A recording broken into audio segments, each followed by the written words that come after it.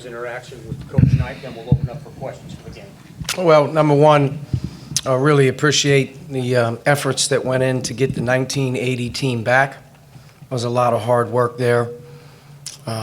Randy Whitman and Quinn Buckner and Isaiah Thomas, a lot of those guys that conversed over the course of time to make that happen was huge, but also the inclusion of Coach Knight, meant a lot to those guys, and for us to be able to host them and have Coach Knight officially come through the doors was a big thing, and I think, hopefully that makes those guys and everybody that's been a part of the long-standing tradition that only played here, coached here, and obviously all of our fans, hopefully that makes, some things go in a different direction moving forward, continuing to tie things together. So very, very happy about that for those guys.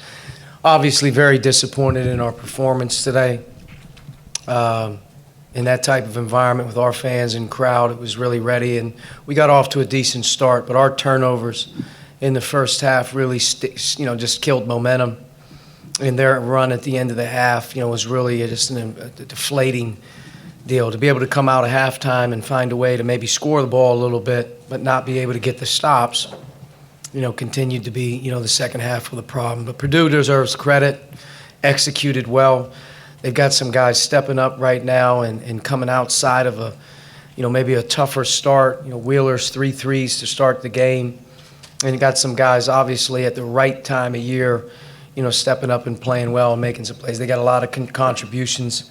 And, our offense, in particular, in the second half, when we needed it to be more efficient, wasn't. But give them a lot of credit. I'm disappointed for our players. I'm disappointed for our fans. I'm disappointed for everyone that came back for the reunion. And I'll take full responsibility on the loss today. For us, we have Iowa coming in here on Thursday, and Iowa's a terrific team. They're a team that, as you watch them play, has had an unbelievable year so far. And Luke Garza's a first-team All-American, but they have a slew of other guys that are playing well. So you're only as good as that next one. And today, as disappointing as it is, you have to find a way to be about the right things over the course of the next 3-4 days to give yourself a chance to play against another great team. And you know what? One way or another, you have to earn the right to break through. And, we're at home again on Thursday, and we got to find a way to do that. How did you find out that Bob Knight was coming, and what was your reaction to hearing that he was going to be in the building? Well, this game has been circled on the calendar for a long time, and I think this was the goal for those guys to make this happen. And over the course of the last month or so, as the talks went, it looked like it was going to be favorable. But I think as this last week approached, I thought it was, going to come down the line that, hopefully cross your fingers that everything was able to work out. Coach able to come and see us and our team before the game today was really, really special. Having Pat here was really special. Karen wasn't in the locker room before the game, but I know she came as well. So that's a big step, and it means a lot to a lot of people. And like I said, I'm really, really happy for a lot of people they were able to experience that today. Did you have any extended conversations with Coach Knight? And I'm curious, too, how often you're reminded of the fact that you've got the job that Coach Knight once had, that you're sitting in that seat? I was able to communicate with Coach Knight prior to the game as he arrived, and he was able to be in the locker room with us. Thanked him. Obviously thanked Pat, Randy Whitman as well. It meant a lot to those guys, but not extended conversation. And in terms of being the head coach at Indiana, I know Coach Knight was the coach here. You mentioned the turnovers in kind of your opening statement. Why do you think this team is continuing to struggle in terms of taking care of the ball? I think it's now 3 straight with a turnover percentage over 20. It's hard. I think there's some plays that you'd like to have back that are silly. There's some inexperience that happens as well, out there.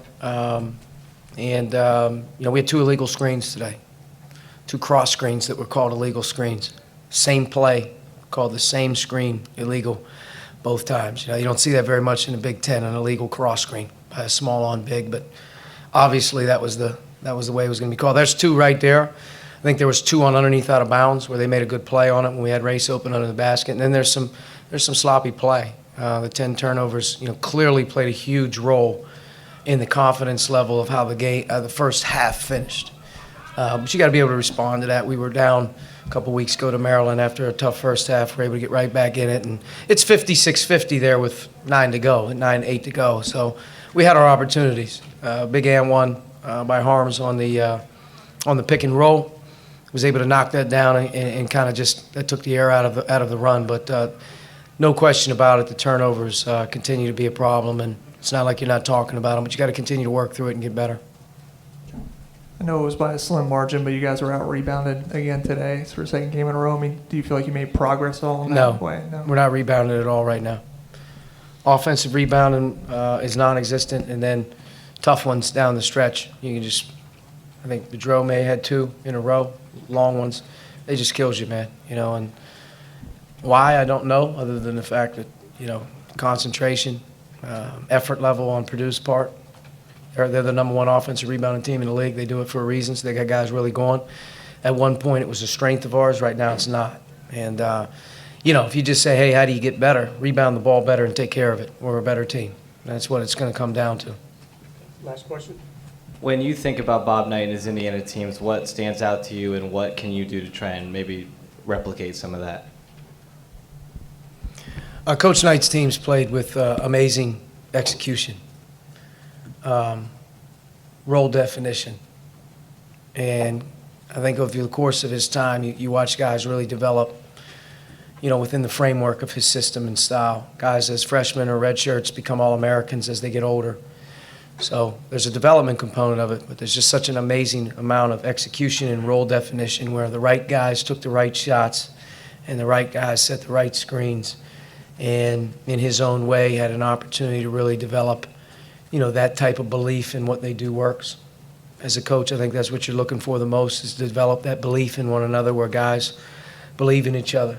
And at times you can see that our team has played well, and at times, clearly we haven't, but there's a lot of ball left to be played, and Big Ten's so difficult. Every night's an opportunity for a great win, and I think that's what it's got to become about here in the next few weeks. It's not about the doom and gloom. Yeah, it stinks, and yeah, you're really disappointed, and it makes you sick.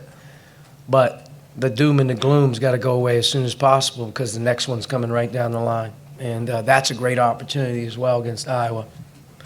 And that's what's going to be the separator of our team and the rest of the teams in the league, is who continues to find a way to just plug along, play through it, and find a way. I think you got to give Purdue a lot of credit. Looking at their win at Northwestern, the way they've played against Iowa, now they've gotten this one. They've found a way to plug through it and gotten themselves a situation where they're playing really well with the back 3 or 4 weeks. So we have to find our niche, and we have to find our way. But we're going to have to earn it. Our players are going to have to earn it. Our staff's going to have to earn it. We're going to have to earn our way to the finish line, because I think everybody knows that no one gives you a whole lot in this conference right now, and everyone's playing for a great deal of pride, and there's a lot at stake when it comes to postseason. So for us, it's not about any of that. It's about finding a way to enjoy this thing a little bit. When it gets miserable when you're losing, at the same time, man, it's got to find another way to get right up off that mat and respond. And we need some guys to respond on Thursday. All right, Coach. Thanks. Thank you.